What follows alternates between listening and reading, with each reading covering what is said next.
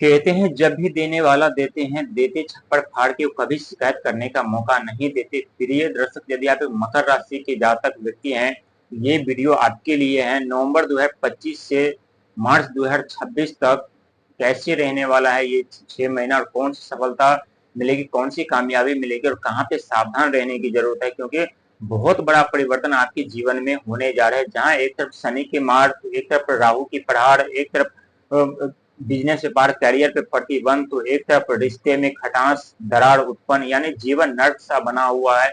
कहीं से कोई उम्मीद की किरण नजर नहीं आ रही है। करना तो बहुत कुछ चाहते हैं, लेकिन उसका विपरीत उल्टा होता है। लेकिन ऐसे हर एक व्यक्ति के जीवन में नहीं हो रहा है। बहुत ऐसे व्यक्ति हैं जिनकी हर एक इच्छा, हर एक मनोकामना पूरी हो रही है। हर एक सफल जगह पर उन्हें मान सम्मान, पद प्रतिष्ठा भी मिल रही है। हर एक क्षेत्र में उन्हें कामयाबी भी मिल रही है। यदि आपके जीवन में अभी तक प्रतिबंध लगा हुआ है, इसका बहुत बड़ा कारण है, और इसी कारण से आज हम इसी रहस्य आज हम पर्दा उठाने जा रहे हैं। जहां सावधान रहने के साथ यदि आप आगे बढ़े सावधानी के साथ, तो यही सावधानी आपके जीवन में सफलता के रास्ते खोल देंगे, और आने वाले 6 महीना में आपके जीवन, आपके भविष्य, आपके भाग बदल जाएंगे, और आपके जीवन पर खुशियां दस्तक देगी, और ये सत्य साबित होने वाला है। ये आपकी राशि की कुंडली, और कुंडली में हम 4 घर की बात करेंगे। चारों घर पे जो ग्रहों की दृष्टि बनी हुई है, उसके बारे में आज आपको बताएंगे। क्योंकि एक तरफ शनि की रुकावटें, बाधा जो तीसरे घर पे, साहस पराक्रम के घर पे दृष्टि है, तो यहाँ शनिदेव क्या कर रहे हैं, बाधा तो उत्पन्न कर रहे हैं, लेकिन कार्य भी पूरा करवा दे रहे हैं। लेकिन इसके लिए हमें काफी संघर्ष, मेहनत, प्रयास भी करवा रहे हैं। इसके बाद हमें किसी भी कार्य में सफलता दिला रहे हैं। वहीं राहु महाराज की दृष्टि दूसरे घर पर, यानी कभी मन भ्रमित कर दे रहे हैं, कभी उलझने में डाल दे रहे हैं, सही निर्णय नहीं लेने दे रहे हैं। लेकिन यदि आप ठोस निर्णय ले लेते हैं, तो वहां आपको कामयाबी और सफलता भी मिल रही है, और ये सत्य है तो कमेंट्स में जरूर बताइएगा। वहीं केतु महाराज की दृष्टि 8वें घर पे, क्योंकि 8वां घर रहस्य से जुड़ा होता है।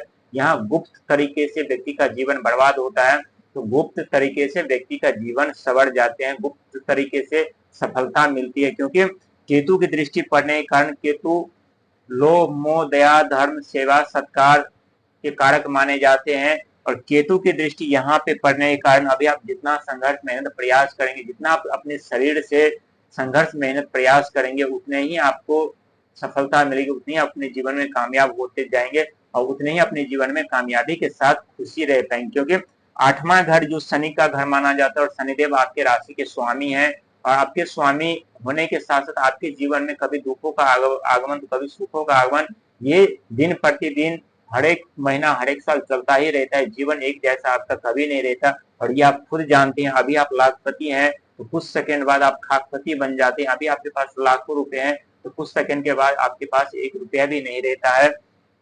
साथ ही सबसे जो बड़ा परिवर्तन होने जा रहा है, यानी देवगुरु बृहस्पति का आगमन आपके 7वें घर पे, और 7वां घर जो माना जाता है, रिश्ते से माना जाता है, साझेदारी से माना जाता है, बिजनेस व्यापार कैरियर से भी माना जाता है। और देवगुरु बृहस्पति का योगदान हमारे जीवन में बहुत बड़ा परिवर्तन लाते हैं। क्योंकि देवगुरु बृहस्पति को शिक्षा मंत्री भी कहा गया है। उनके पास अथा शिक्षा ज्ञान के भंडार है। उनकी दृष्टि आपके साझेदारी के घर पे, परिवार के घर पे, रिश्ते के घर पे, और तो यहाँ आपको बहुत बड़ा फायदा मिलने वाला है, फायदा होने वाला है। क्योंकि रिश्ते से जुड़ी हुई जो धन का आगमन होगा, उसका उसका अब रास्ता खुलेगा। जो साझेदारी से इनकम आपका बढ़ेगा। वहीं विदेश यात्रा से करना चाहते तो ये समय आपके लिए उत्तम रहेगा। विदेश से धन या धन का आगमन का ये जरिया आपके लिए खुलने वाला है। साथ ही कुछ सावधानी भी बरतने की जरूरत है, क्योंकि 11वां महीना जो है, अंक ज्योतिष में 11वां महीना चंद्रमा से माना जाता है, और कर्क राशि में आ रहे हैं, तो कर्क राशि के स्वामी यानी चंद्रमा जल तत्व माने जाते हैं। तो यहाँ अपने मन, भावना, विचार पे कंट्रोल करना है। यदि कंट्रोल नहीं किए और संतुलन बना करके नहीं रखे, तो आपको नुकसान भी उठाना पड़ सकता है। और यही राहु, यही शनि, यही गुरु, यही केतु आपके जीवन बर्बाद कर देंगे, आपकी सफलता को रोक देंगे, आपके धन को रोक देंगे। साथ ही 12वां महीना यानी दिसंबर का महीना देव गुरु बृहस्पति का महीना अंक ज्योतिष में माना जाता है। और देव गुरु बृहस्पति यानी आपके 7वें घर पे, रिश्ते, साझेदारी के घर पे उनका आगमन हो चुका है। तो ये समय आपके, दिसंबर का समय आपके लिए चमत्कार से कम नहीं होगा, और हर एक सपने आपके सच होते हुए नजर आएंगे।